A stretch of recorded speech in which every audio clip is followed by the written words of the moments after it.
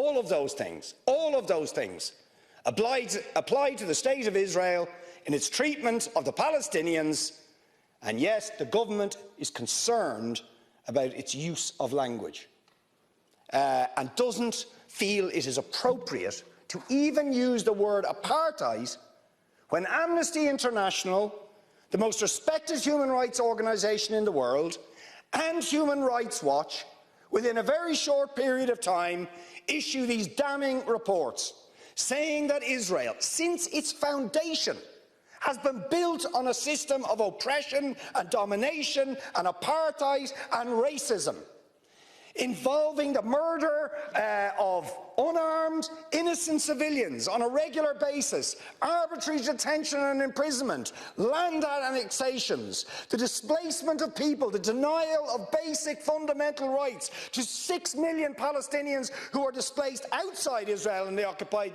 territories, to the right to the return to their homes, to the illegal blockade of Gaza, which has left, as they say in the report, Gaza in a permanent state of humanitarian crisis, denying people access to food, to water, and treating the Arab population as a whole, the Palestinian population as a whole, as an inferior race. I mean, it doesn't get stronger than this. And yet you want to be careful about your language.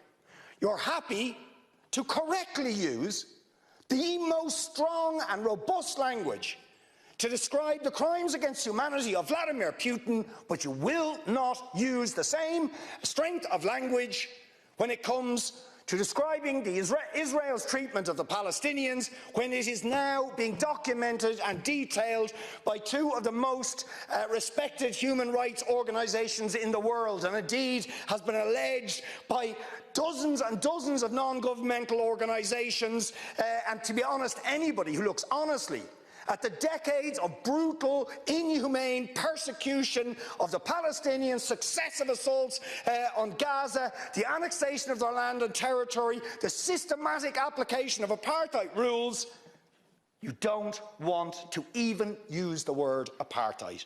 Never mind sanctions.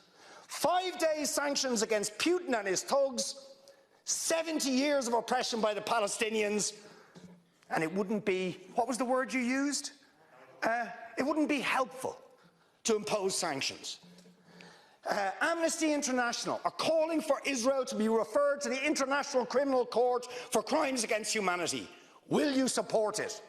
They are calling for targeted sanctions against Israeli officials who are perpetuating the system of apartheid, just exactly the same types of sanctions you've just initiated against Vladimir Putin.